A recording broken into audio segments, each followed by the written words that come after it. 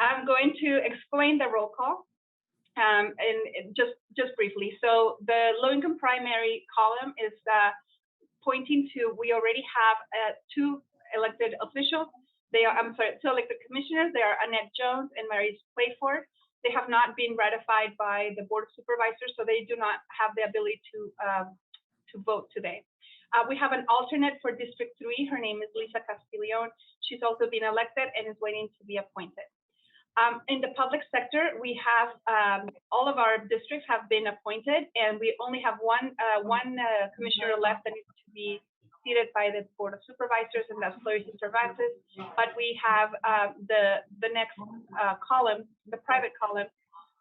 All of those representatives that have been ratified are also, have been appointed, are also part of the mix here, and we are able to have a quorum if 5 of the 7 that you see in green that have been seated are present. So now I'm going to do the roll call, and if we do have a quorum, then the first thing of order will be to pass a resolution to be able to have a telecommuting, not a telecommuting, but a remote and digital meeting. So I will start in green with all the ones that are in green. So you can just unmute and say that you are present. Leslie Altamirano. Present. Thank you. Lisa Sobek. Present. Thank you. Grace Elena Gardner. Malcolm Lilienthal. Present. I'll get better, Michael, with the last name. Captain David King. Present. Dr. Carrie Carstairs. And Luz Gallegos.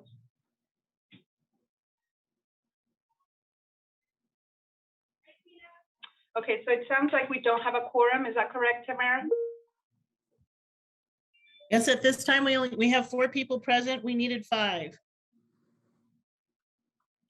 Okay, so I'm going to have to ask, what can we do now? I have County Council here with me in my office. Christine is going to join me.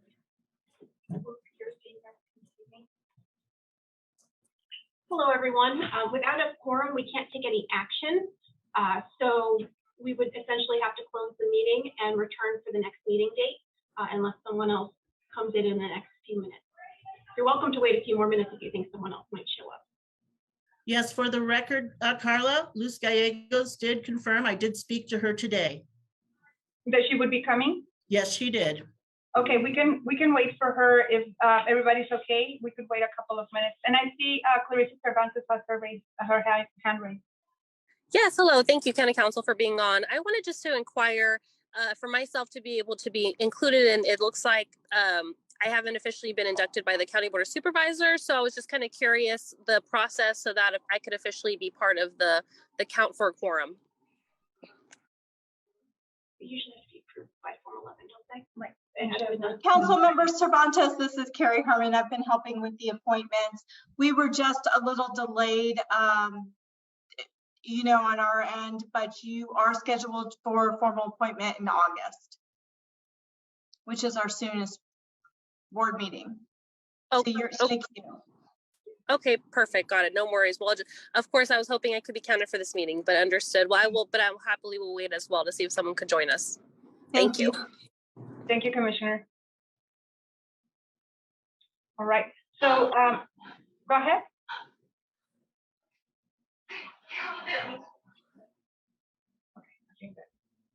Okay, so let's see if anybody comes in.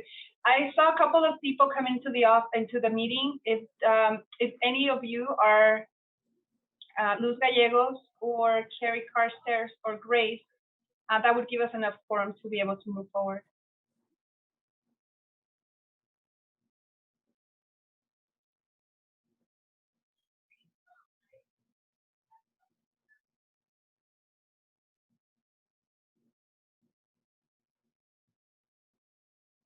I have a quick question. We can do an informal meeting, right, where I could just share information. We just can't take any action. Yes, you can share information, but no action. Okay, no action. And there can't really be any discussion either. Right. Okay. Yeah. All right. So I would like to ask the the audience.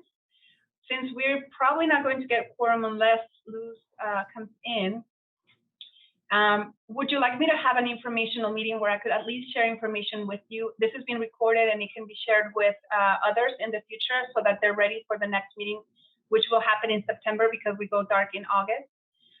Would you like me to continue with the meeting without us being able to do action items, or would you like us to have our first meeting once we have more? Okay, so I have two of our commissioners saying that they would like me to continue with an informational meeting. That's what I'll do. Okay. All right. So let me share my screen again.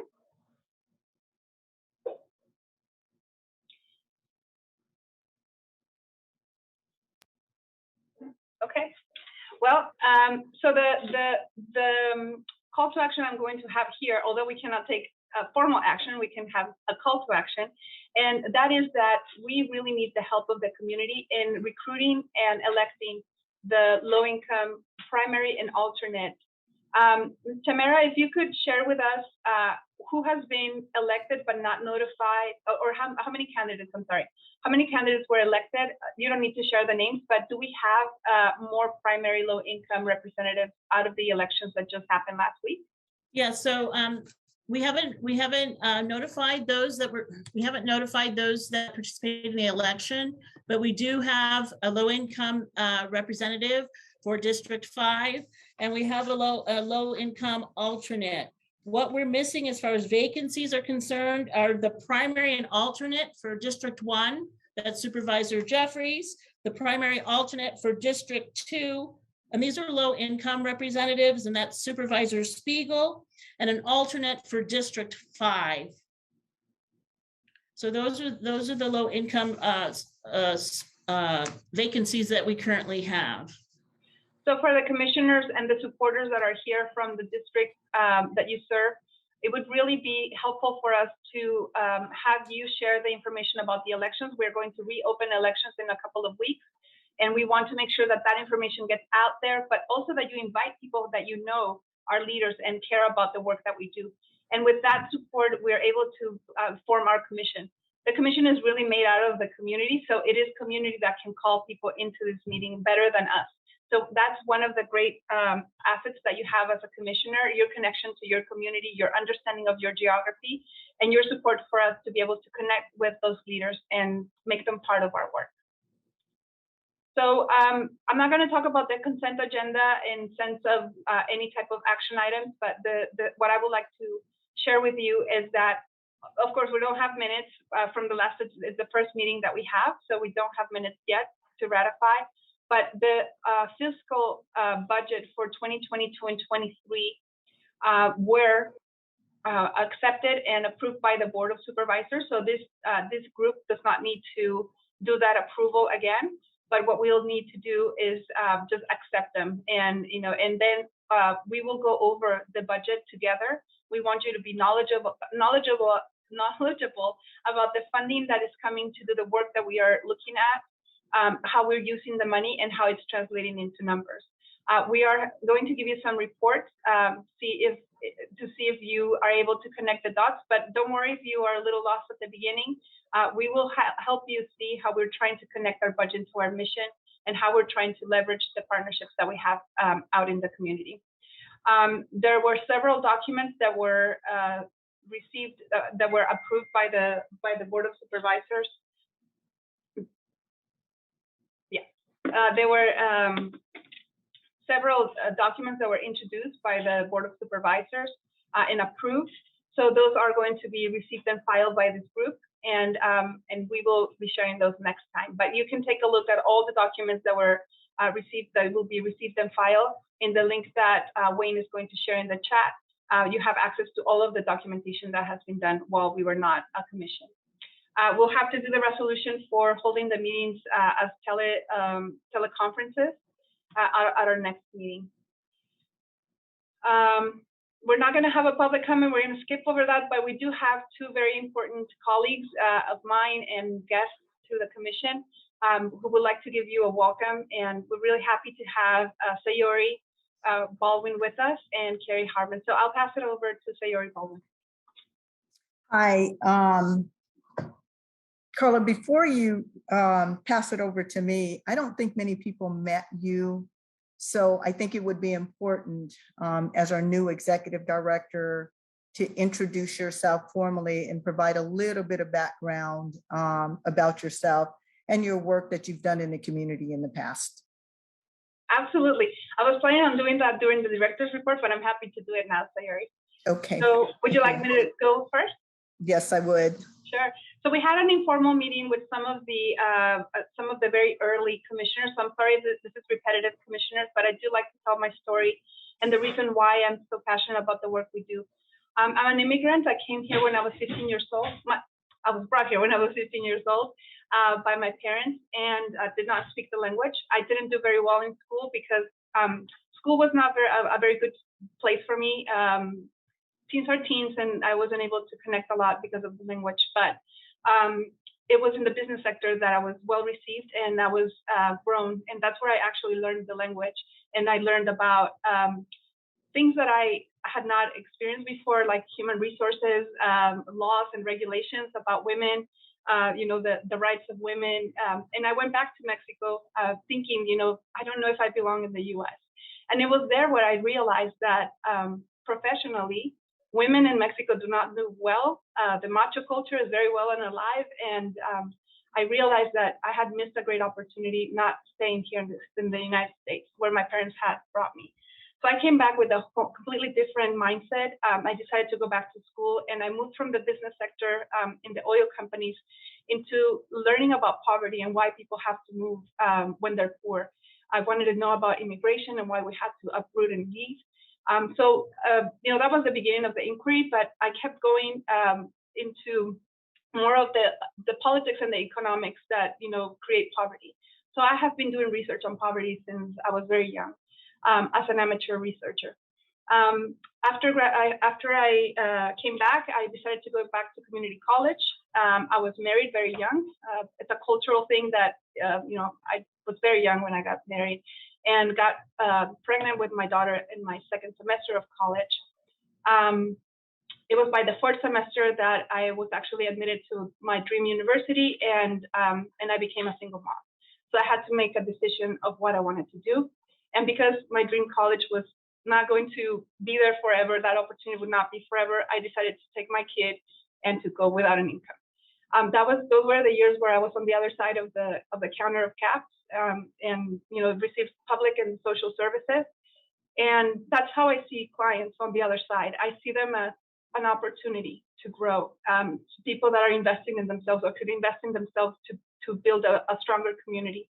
So after graduating from UC Berkeley with my daughter, I was very lucky to work for an organization called NeighborWorks. I worked there for almost a decade in affordable housing with an aim to help low-income families achieve homeownership, which is one of the upward mobility tools that we have in our society. I realized that I didn't have the data to do my advocacy after about 10 years, and I decided to join the U.S. Census Bureau. Like I said, I'm a researcher, so that was really a big passion of mine. I was your lead partnership specialist for the 2020 census count, and I got to know the Inland Empire, and particularly Riverside, in a very intimate way. I got to understand its demographics and its beauty. So I sort of decided that this was the place where I wanted to stay. And it was also the place that gave me the opportunity to be a homeowner. So I am very vested in the county and in the residents that inhabit it. Then finally, before coming to CAP and seeing this opportunity open, I worked for the UCR at the Center for Social Innovation. I worked on research that helped create more equitable public policies in our region and in our state. And I carry that work with me, hoping that in this very special organization that's made out of community and government all in one, that we're able to bring some of these connections of dots, and we're able to really give people the opportunity to not just grow and thrive, but to build a community and a whole region together. We cannot have a strong economy if people are poor. So I believe in this, and I hope that you will join me in making sure that this mission is carried forward to its fullest potential, so all your residents can be part of this great region. So that's a little bit about me, and I'll pass it back to you, Sayuri. With that said, good evening. I'm excited to be here today. My name is Sayori Baldwin. I'm the Assistant County Executive Officer responsible for the Human Services portfolio. I thought it was extremely important that Carla started with her introduction along with her background because every time I hear her story, I know that she is the right person to facilitate what needs to happen again under your direction as we look to serve our most vulnerable populations. So on behalf of the Executive Office and the Board of Supervisors, I would like to welcome you to the Community Action Commission and thank you for committing your time to serving those most in need within our communities. As you know, there is no higher calling than the service to our communities. Each of you have proven to be exemplary representatives for your respective communities, and as such are being called upon to bring your expertise to the commission as we forge a path forward. Since this is our first meeting, I want to let you know what to expect from me. You can expect full support.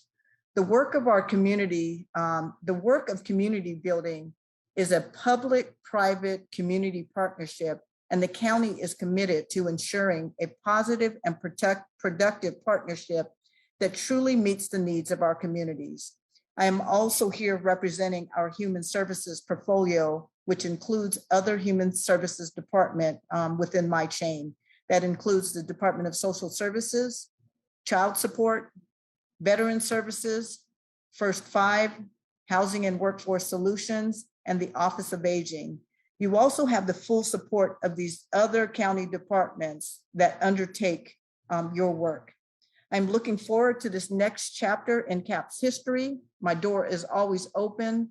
And again, I want to thank you for your service. So with that said, welcome, and I'll turn it back over to Carla. Thank you, Sayori, and thank you for the support. It is extremely important to us at this beginning, and it'll be even more important when things get tough.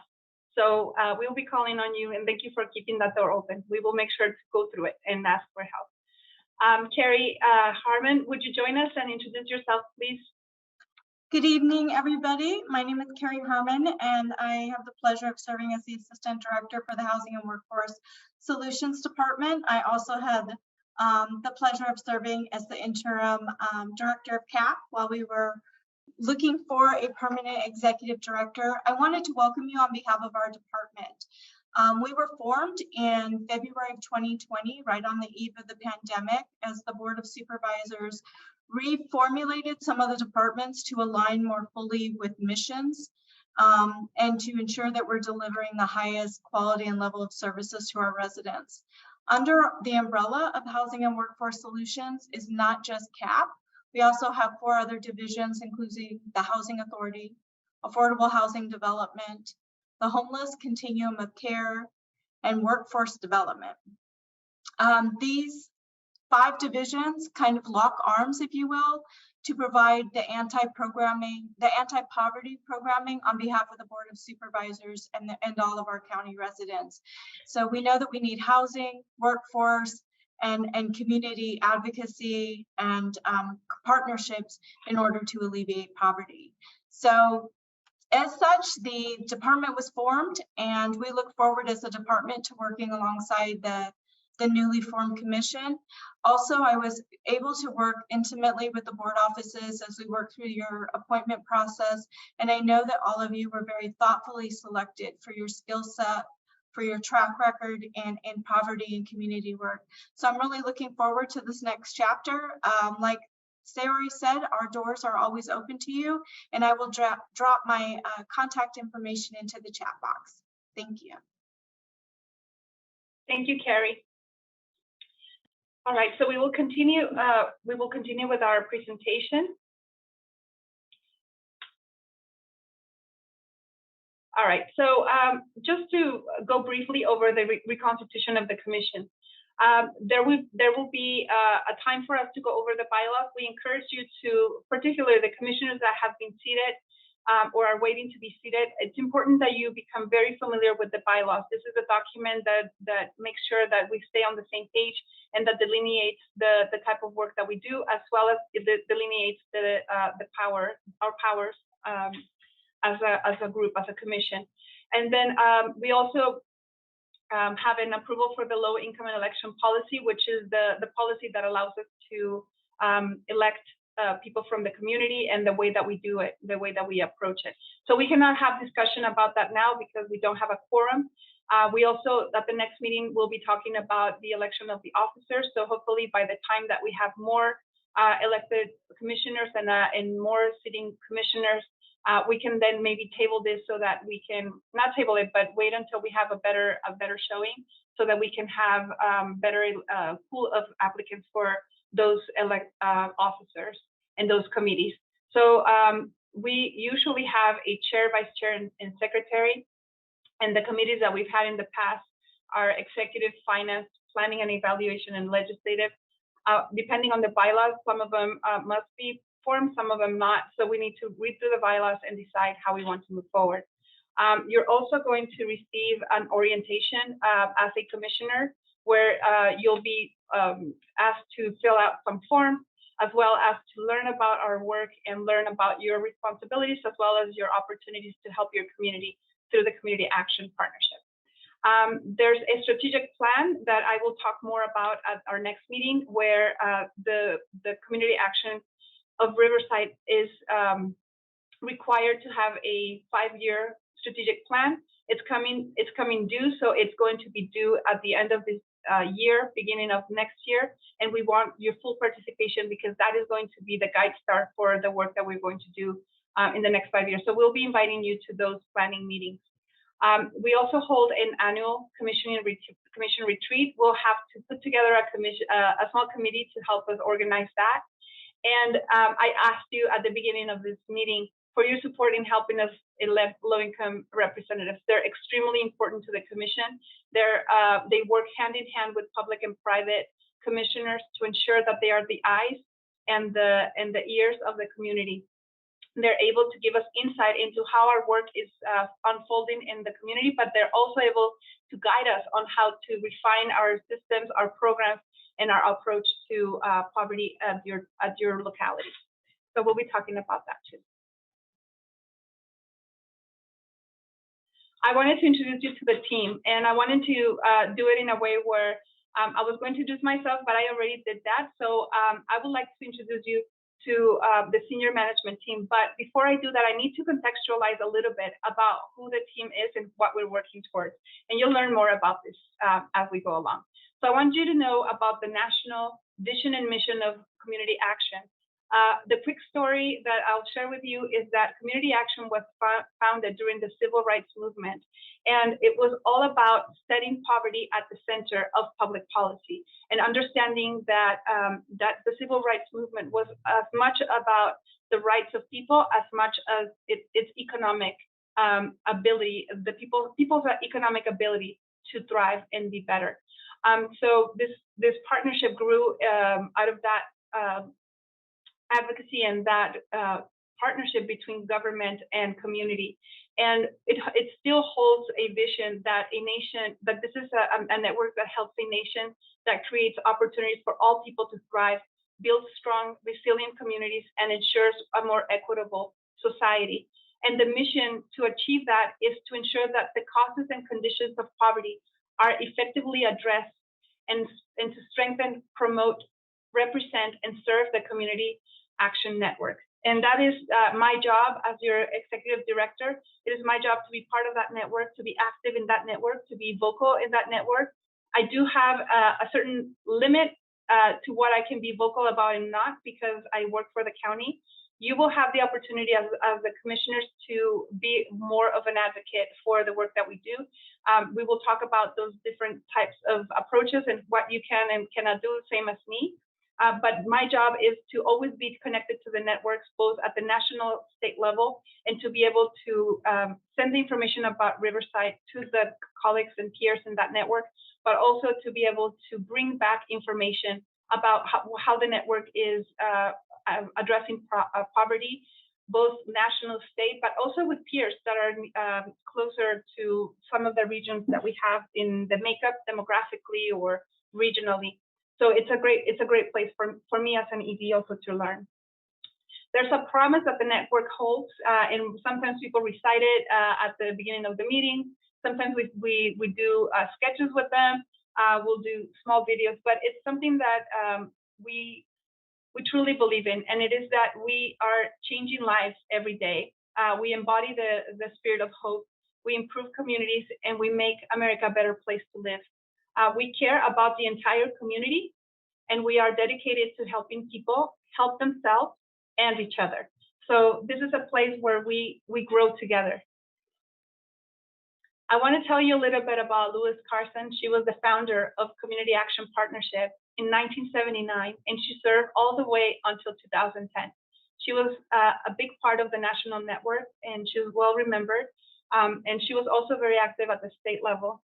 I know that Lois passed away not too long ago, and the network recognized her. And I know that in speaking with my colleagues about asking about her work and how can we carry her work forward, what they said was that Lois was somebody that cared about innovation, and it's something that I think we care about too. So we are carrying the torch of the work that the Lois started, but we are in very different times. I'll give you an example. I don't think Lois Carson had to deal with the digital divide or broadband access.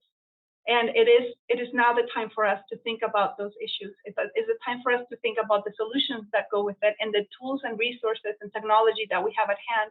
How do we actually make those solutions happen? Back in the times when CAP was getting started and it was thriving with Lois, we started and we helped form great organizations that today are serving communities in innovative ways. The Coachella Valley Housing Corporation was birthed out of CAP's efforts and network, as well as the Early Learning Consortium. And those are legacies that we have, but there's so much more we can build. So we want to recognize Lois, but we also want to keep steady and strong on her desire for us to continue to be innovative, to address poverty, and to lift people up. So we carry the torch. Here's a senior leadership team that I want to introduce you to. I am Carla Lopez de Rivas, I mentioned before. I am in the executive office, and I would like to introduce you to Wayne Harris. He is with the Energy Division. So Wayne, would you just introduce yourself and just give us a little bit about you, your background? Hi, everyone. It's a pleasure to meet you. My name is Wayne Harris. I'm one of the managers at CAP Riverside. I work on the energy side of the house, and the energy programs are robust. We have utility assistance and weatherization, utilities, gas, electric, water, propane, and weatherization is everything to sort of improve the quality of life in the residents, the renters and owners.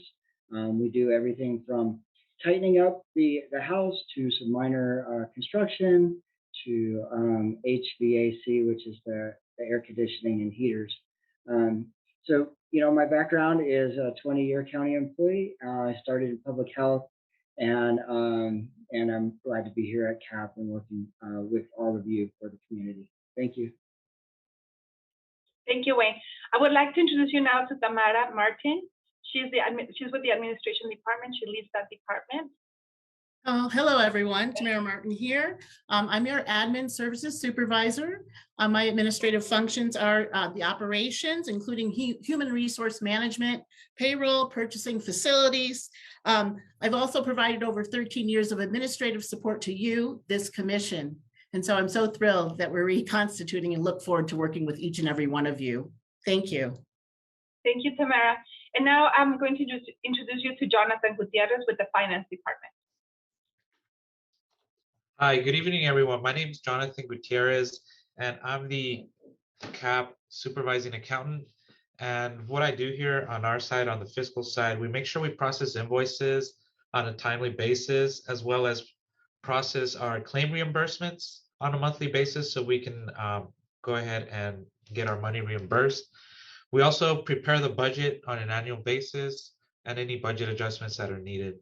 And I've been an accountant for about 15 years and been with the county for 5 years. Thank you. Thank you, Jonathan. So this is a team that we have in place at the moment. There is one position that we have that will be opening soon. It's a division manager for the community services program. I'm serving as an interim at the moment, and I'll share some of the numbers from that department. But then I will also share with you, as soon as we announce that position is open, I will share with you so that you can help us get that word out into the community and recruit the best person for this position. So I'm going to pass it back to Wayne, just so that he can share with you some of the numbers that are coming out of our last quarter. These are the type of reports that we would like to show to you as we meet as a commission. And then you can always give us feedback, or not this one time, but in the future, you can give us feedback on what other information you think we should be releasing to the public, and what would be informational and useful for the commission, as well as the regions that you serve. So back to you, Wayne. Thank you, Carla. I have the pleasure to report that we've had a robust and outrageously successful fourth quarter. We were able to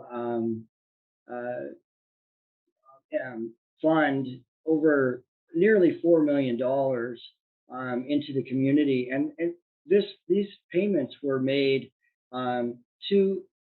primarily to utility companies on behalf of low-income residents who applied for the programs, utility assistance programs.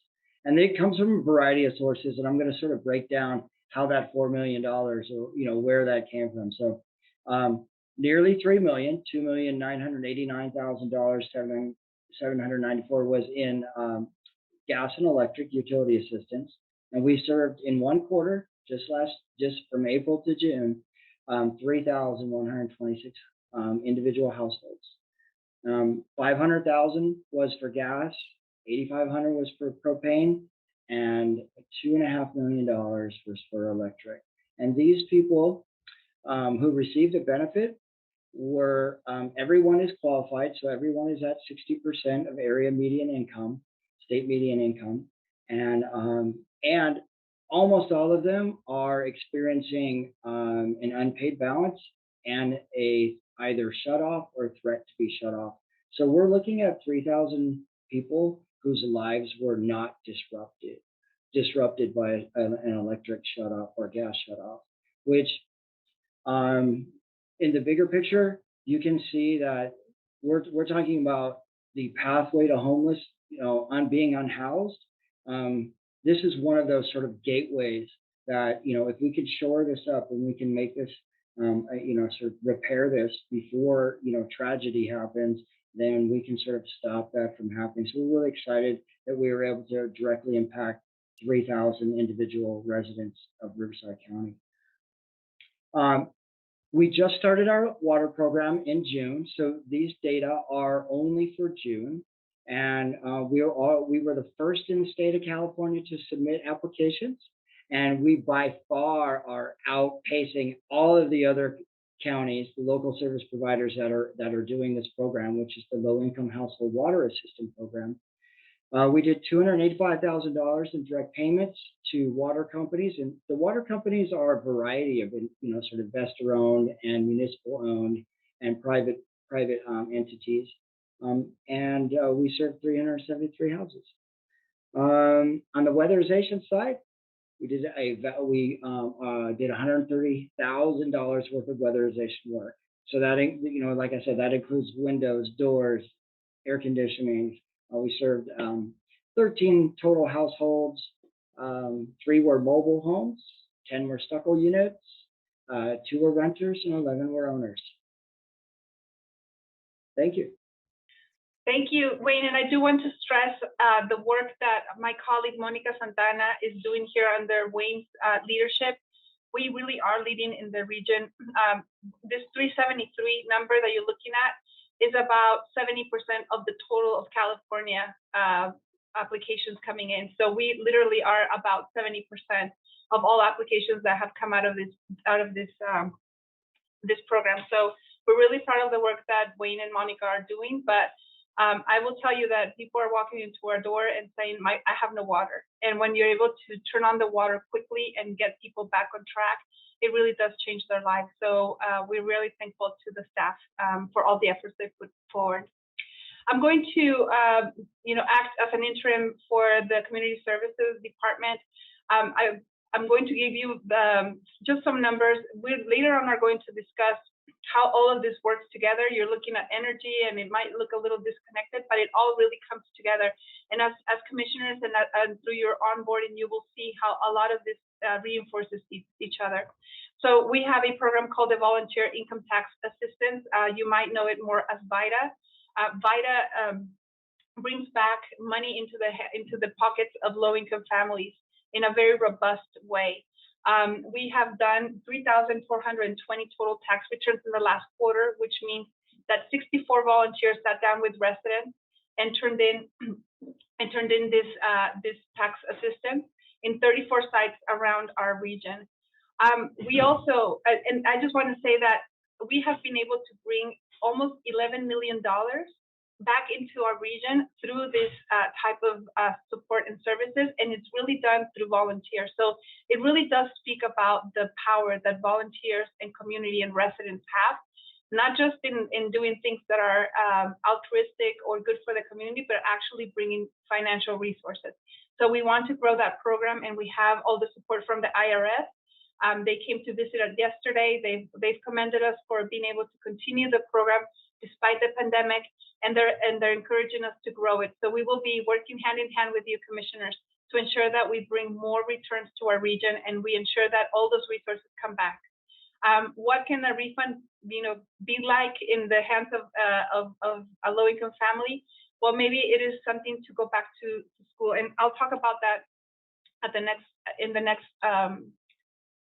next meeting a little bit more. But we're trying to help our residents not just see this as a refund, but think about what they can do with that refund. And we have matching programs in our asset building portfolio that I'll share with you later for homeownership, going back to school and starting small businesses.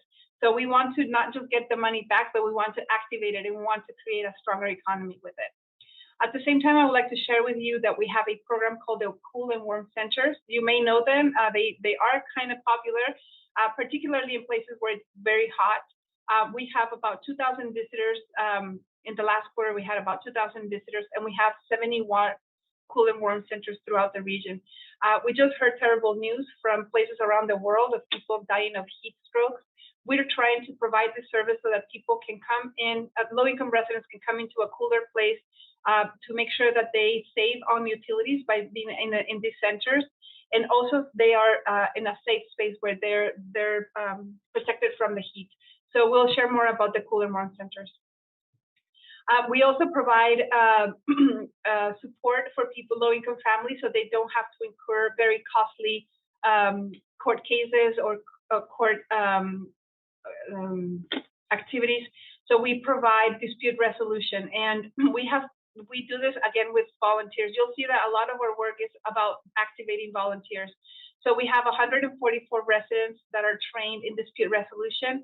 They have mediated 254 mediation cases, and we have done this through 34 volunteers. So they go to the courts and they help people not have to incur more expensive legal expenses.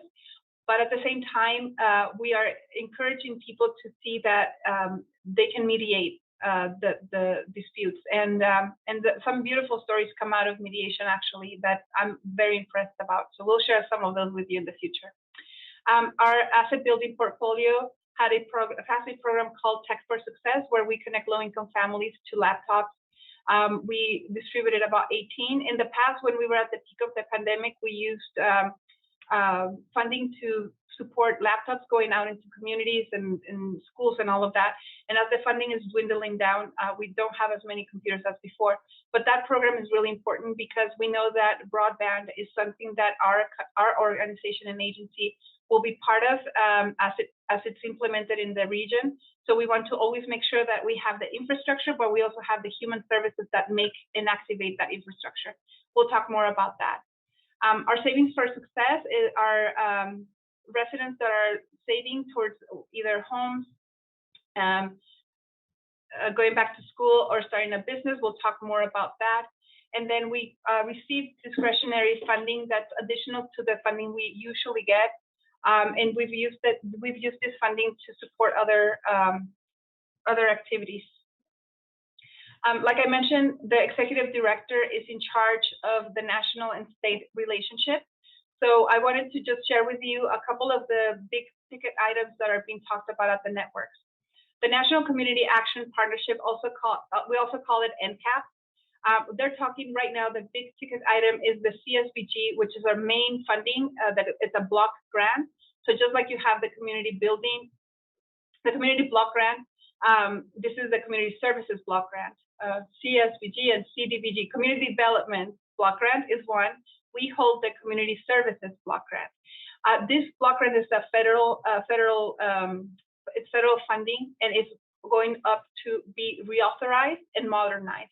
So reauthorize means that they will authorize the funding so that we can continue to run our programs the same way we've been doing it since the 60s, but also a modernization act, which kind of brings up to code a lot of the things that were not, that are getting obsolete. So for example, in the Modernization Act, they're asking for a 200% level to move the threshold from where it's now to a 200% federally level so that people can qualify for our services, just because inflation and all of the things that have happened around low-income residents are exacerbated during this time. They're hoping that they're able to move that requirement. So I'll keep you updated on that. And at the state level, there is movement where, like I shared with you, I cannot persuade or lobby any of our elected officials. So all I can do is provide you with the information and share with you how these bills that are put forth by the state would affect our residents positively or negatively. But I cannot advocate and I cannot lobby for any of them. But I would like to share with you that in the housing area, one of the things that CalCAPA, the California Community Action Partnership Association, CalCAPA, is really talking about is the renter's income credit. And there's a bill out there that is trying to modernize renters income credit. I believe right now they get something about $70 to $120 for the credit. They're trying to increase that number in the thousands.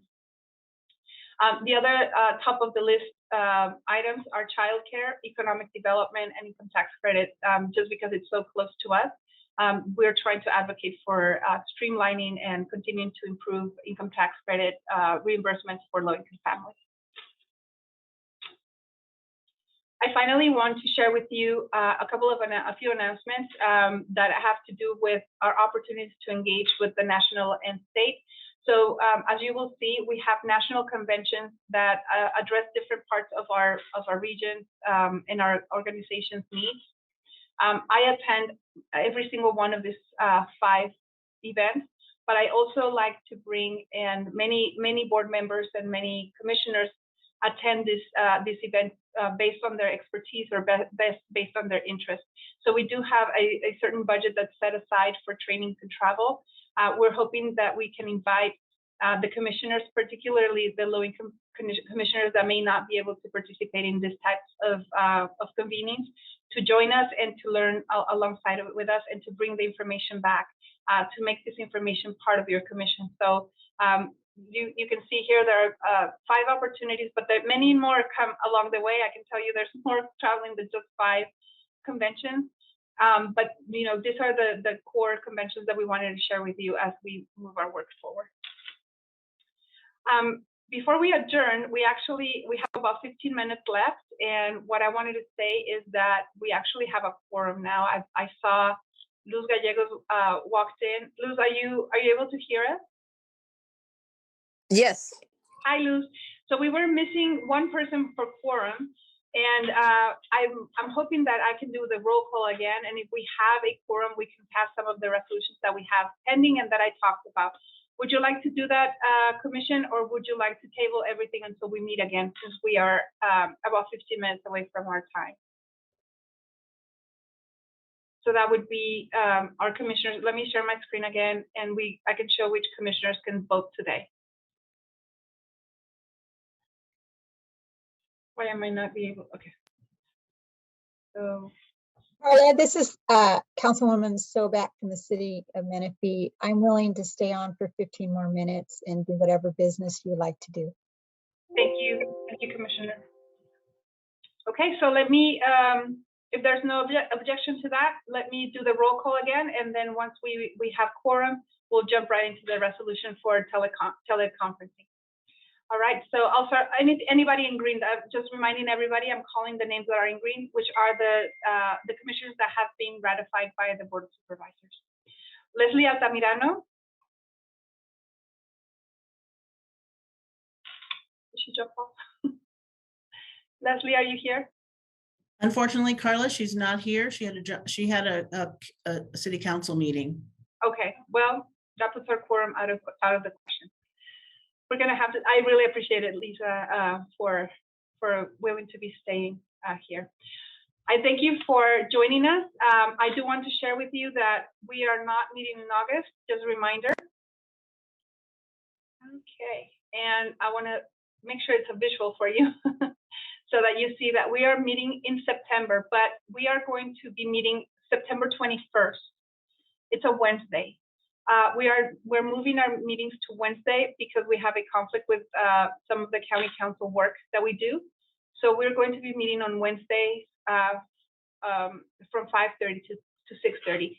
At the next meeting, what I would like to recommend as staff to the commission is that we move into a quarterly meeting, frequency. This is going to be, according to the bylaws, you need to decide that as commissioners when and how you want to meet. I would like to recommend quarterly meetings just because we're able to compile those reports better for you, and it gives us time in between those meetings to do the onboarding and the orientations, and also for people to participate in the conventions when they want to attend. It also gives us a little bit of time for you to have questions about and ideas that are discussed better. And I would really, really suggest that we make these 2-hour-long meetings just because some of this business can, fighting poverty cannot be done in an hour. We're already asking, for your time, so might as well make it worth it and be able to get through some of like the heavier subjects through. But that's something that we will do. We will do it during our next meeting. So, do you have any questions for me before we part and we meet again September 21st?